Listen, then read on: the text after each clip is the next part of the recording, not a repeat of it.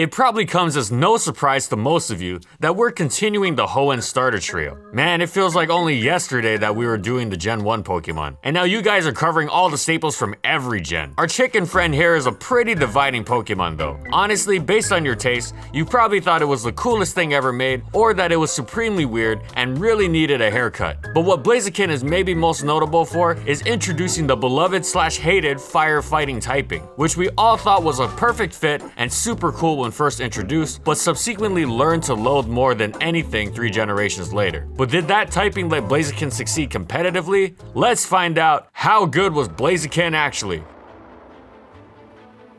And in this video, we'll be covering these competitive formats. It may not be completely obvious from looking at a Pokemon that seems so built to tear things apart physically, but Blaziken may have been designed to be a mixed attacker from the very start. It has higher attacking stats than both of its starter Pokemon counterparts in both categories, and Fire and Fighting sure wasn't bad typing when it came to ripping through enemy teams. Unfortunately for Blaziken, they weren't exactly great types defensively either, leaving it vulnerable to a threatening combo of powerful types with only a few good resistances. Blaziken's middling speed and vulnerable typing meant it had a hard time finding safe switches, but took advantage of a select few amazing matchups like Skarmory, Blissey, and Heracross. As its design intended, the most Blaziken set was a mixed one, taking advantage of its 2 strong stabs. With Sky Uppercut and your choice of a fire move, Blaziken was one of the few Pokemon in the game that could actually threaten the extremely powerful combo of Skarm Bliss, hitting both for their least favorite type in the game on the weak side of the spectrum. Rock Slide and Focus Punch, with correct prediction, gave it the ability to beat Salamence or Suicune,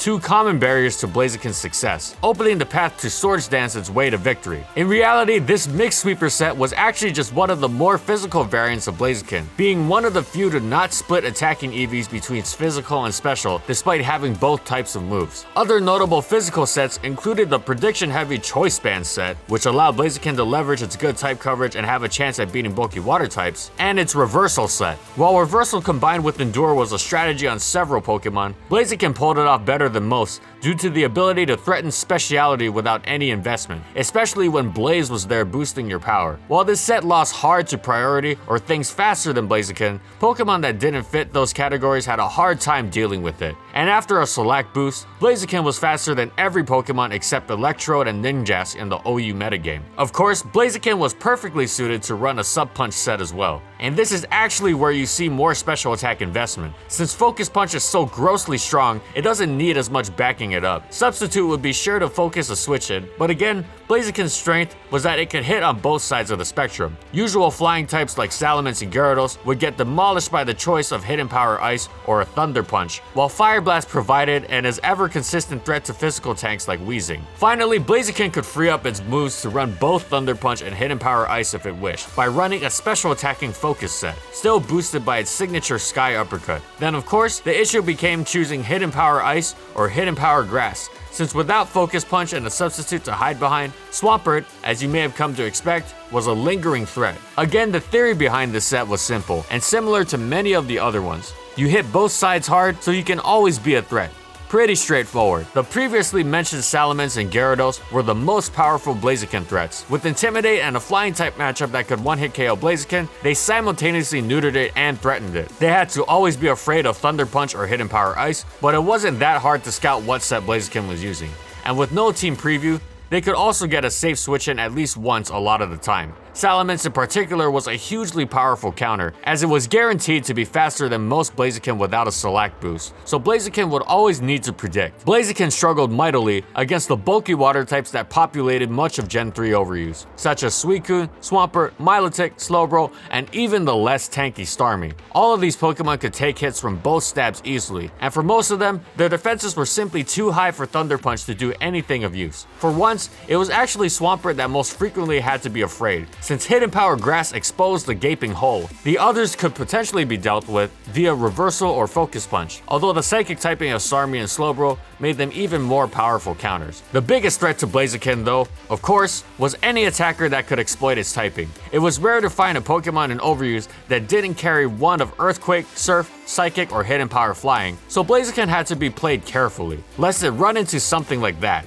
Priority attackers or very fast Pokemon also beat it, though it could always be a threat if it predicted. But you didn't want to have to rely on prediction to be useful. With a smidgen more speed, it's likely Blaziken could have been a top threat, but that glaring weakness meant it was hard to use, and found itself in borderline for much of its existence. The physical special split was nothing but a boon to Blaziken, who garnered multiple options to threaten on both sides with different typing. The most notable additions being Flare Blitz, Superpower, and Vacuum Wave, giving it more killing power and some priority, albeit weak priority if it needed. Blaziken also benefited from the addition of Choice Scarf and Life Orb, items which perfectly complemented its varied attacking style. The mix-up of which item it was using was a powerful one, and it's not hard to deduce its sets from its move pool. The mixed attacker loved Life Orb and swapped out Sky Uppercut for Superpower alongside its trusty Fire Blast, while the rest of the set could be customized between your choice of Hidden Power and Vacuum Wave or Stone Edge, another upgrade to Blaziken's moveset. This set actually now bent more towards the special side, as Superpower replicated the power of Focus Punch from the last generation, without as harsh a drawback,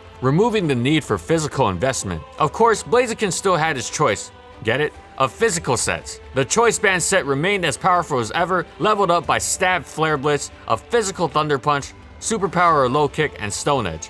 Swords Dance had similar upgrades because of Life Orb, and seriously, that physical Thunder Punch was so nice. Finally, while Reversal fell out of favor due to the increased amount of priority moves introduced in Gen 4, Blaziken still had its speed boosting sets available. With Agility and its standard 2 stabs, Fire Blast and Superpower, Blaziken could become a potent sweeping threat while patching up its middling speed, and Choice Scarf turned Blaziken into a powerful mixed revenge killer, which is a rare thing. So on paper, this all sounds great for Blaziken, right? Good mixed attacker gets a bunch of new assets and has the physical special split to play with. Yeah, and Blaziken may have seen some use, except that it was totally outclassed by Infernape. Infernape proved that speed really is one of the most important stats in the game. It was a top tier lead, an attacker in overuse, and the thing that got it there was the 28 speed boost compared to Blaziken, even though its defenses and attacking stats were all slightly worse. Sure, Infernape had some fun other options in its toolkit, like Fake Out, Stealth Rock, and Close Combat, but by and large, this is a case of how much speed matters. That extra 6 or 16 in special attack or attack doesn't matter if you're dying before you can use it. Even without Infernape, it's likely Blaziken would have remained in underuse. In Gen 4, 80 speed really just wasn't cutting it for an attacker, especially when you might have to invest less into speed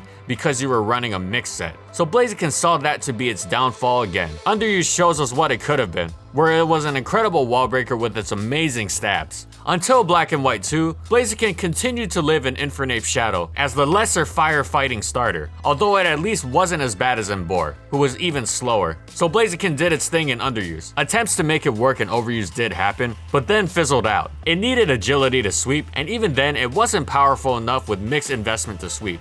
And without agility, it couldn't wall break because it was too slow. It was almost entirely the same, and attempts to make it work in overuse were frequently as a stall breaker, where it didn't have to face the same level of threat, using Hidden Power Ice, Fire Blast, High Jump Kick, and either Protect or Stone Edge. Then it got Speed Boost. For a tiny bit, Blaziken was an overuse. After all, Ninjask had Speed Boost, and its only use was as a weird baton passer. So what's the big deal? Well, the stats on Ninjask suck, for one thing. It also doesn't have mixed attacking stats and access to some of the most powerful stab in the game. It did have Swords Dance, but man, it was not the same Swords Dance Blaziken was doing, I'll tell you that. With just one free turn, Blaziken could double its attack and fix its speed problem, then protect another turn, and suddenly you were Agility and Swords Dance Blaziken. And from there, the game was over. Don't forget that this was in Weather Wars. In the sun, Blaziken would 2-hit KO Jellicent and Slowbro, its biggest quote-unquote counters, with Flare Blitz. It 2-hit KO'd everything. High Jump Kick and Stone Edge formed the other points of a terrifying core. The actual best counter to Blaziken may have been our old friend Quagsire, who negated Blaziken's boosts, took its attacks, and beat it straight up in a beautifully unexpected counter matchup. Azumarill and Conkeldurr also did work, but it didn't matter. This Blaziken was incredibly strong, having an easier time at getting set up than any other Pokemon, and abandoning its mixed history for raw attacking power. And thus Blaziken made history by becoming the first starter ever to be banned to Ubers, where it still functioned as a pretty damn good sweeper. Low Kick became the fighting move of choice to exploit the heavy beasties of the tier, and for relative safety, you didn't want to High Jump Kick yourself to death. but that sun-boosted Flare Blitz was still as terrifying as always. Blaziken established itself as one of the heaviest hitters in the tier, always paired with Groudon, and able to overcome even its destructive power. Its only true counter was Giratina, who could usually live through a Flare Blitz and then phase it out. Other than that, a variety of bulky Pokemon such as Cresselia, Lugia, and Arceus could handle it, but they likely needed rain. As such, Kyogre, while not a true counter, was certainly one of the keys to handling Blaziken. So a Blaziken team frequently featured Blaziken, Groudon, and a Kyogre counter. Ubers also features some of the strongest priority in the game, so Pokemon like Arceus and Rayquaza could exploit Blaziken's low defenses, but they still couldn't easily switch in on hits. Even in Ubers, Blaziken was a beast to behold. And while Blaziken's ability was incredible, it was far less useful in VGC. Now don't get me wrong, all Blazikens that were in VGC were still speed boosts, and the strategy was to use Protect, get a boost, and then hit hard with Flare Blitz, Sky Uppercut, High Jump Kick, Rock Slide, Shadow Claw, whatever. But without the leeway of 1 vs 1 matchups to set up in, Blaziken's now middling attack started to show. You were essentially just running a fast firefighting attacker who had to protect no matter what, and those weaknesses to Surf and Earthquake certainly didn't help in VGC. Blaziken actually saw very little VGC play in Gen 5, especially compared to Infernape, whose Fake Out, Mach Punch, and Encore made it more useful. Now here's where you expect Blaziken to suddenly become the best Pokemon in the game. Come on, it's got speed boosts already. Now you give it an extra 40 attack and 20 speed? And you make it look cooler? In actuality, Mega Blaziken saw virtually zero play at all in singles because Blaziken was in Ubers from the very beginning of Gen 6. And what you were really coming to Blaziken for was the speed boost, and those extra 10 defenses were useless in Ubers. The 20 speed was, by and large, useless as well, since Blaziken was always getting a boost anyways. The extra base only allowed it to outspeed a handful of threats it didn't already, such as Deoxys attack, and Mega Blaziken was actually quote-unquote weaker than a regular Blaziken with a Life Orb. So actually, Blaziken didn't change much at all. It was still in Ubers in its regular form, still pulling speed boost shenanigans with about the same moves, and that was all it did. It did switch to High Jump Kick over Low Kick, as the extra power even against supremely heavy Pokemon was notable. This extra power let Blaziken 2-hit KO Primal Groudon notably, although Low Kick could do the same after rocks or with good luck. But the biggest nerf to Blaziken was that Sun no longer lasted forever. Desolate Land only lasts till Groudon is switched out, and you definitely weren't running a Heat Rock and keeping it unprimaled. Thus, its Flare Blitz was nowhere near as terrifying, and it lost a lot of the explosive power it had. As such, many Pokemon who had verged on countering Blaziken did so quite easily now. Giratina literally didn't care about Blaziken at all without Flare Blitz, and shoved it aside with Dragon Tail. Lugia was similar. While the odd knockoff annoyed it, Lugia was so disgustingly bulky that even Stone Edge only did about a quarter of its HP. In addition, Intimidate users, certain Arceus forms, Mega Diancie, the Laddies, Priority, and especially entry hazards all deterred Blaziken. With Flare Blitz and Life Orb, Blaziken was taking recoil anyways, so it didn't appreciate more residual damage. As such, Blaziken found itself as the ugly duckling of Ubers, even after being a huge threat in the last generation, especially with so many more physical threats like Primal Groudon and Mega Salamence, although they were also its best friends since they could beat each other's checks. But Blaziken had fallen out of the sun. And for those of you hoping for a Mega Blaziken in doubles, yeah, no luck there either, really. Again, Life Orb makes Mega Blaziken less useful than you'd think. Since Speed Boost, the main reason for using Blaziken, was always there. Blaziken suffered from the same problems it had before in VGC 2012, but it had a better meta matchup this time around, doing well against Metagross, Landorus T, Kangaskhan, and Terrakion. VGC 2015 Blazikens tended to go mixed, running Overheat and Superpower, Protect for the speed boost, and Hidden Power Ice for KOs on Dragon types and Landorus. Pretty standard stuff. Blaziken saw modest use throughout the season, with a few notable placings. 10th at Oregon Regionals under Josh Krieger, 3rd in Florida under William Collins, 1st in Colombia with Juan Nar, 9th at US Nationals thanks to Aaron Liebersbach. I'm so sorry if I pronounced that wrong. And as we mentioned last week, 28th on Aaron Cybertron Zhang's team at Worlds. The only Mega Blazikens that were seen popped up in Europe, where they actually had a good amount of success. Gilberto Goracci took 2nd in Italian regionals, and Jamie Miller 11th at German nationals. It's safe to assume these Blazikens did about the same thing as regular Blazikens, but overall, still kinda quiet for Blaziken in VGC. And on that lukewarm ending, that's it. So how good was Blaziken actually? It's probably the best starter Pokemon of all time, for now. I feel like Game Freak must have thought,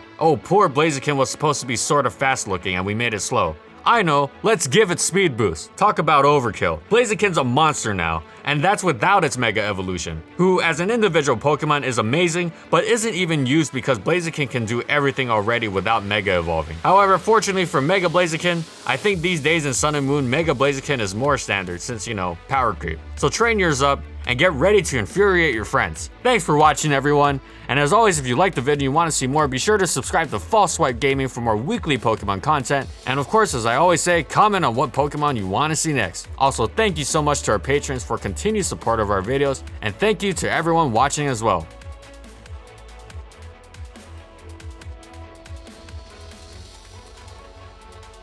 And follow my crew on these social media platforms, yada yada yada. And that's all I got. See you next time, everyone.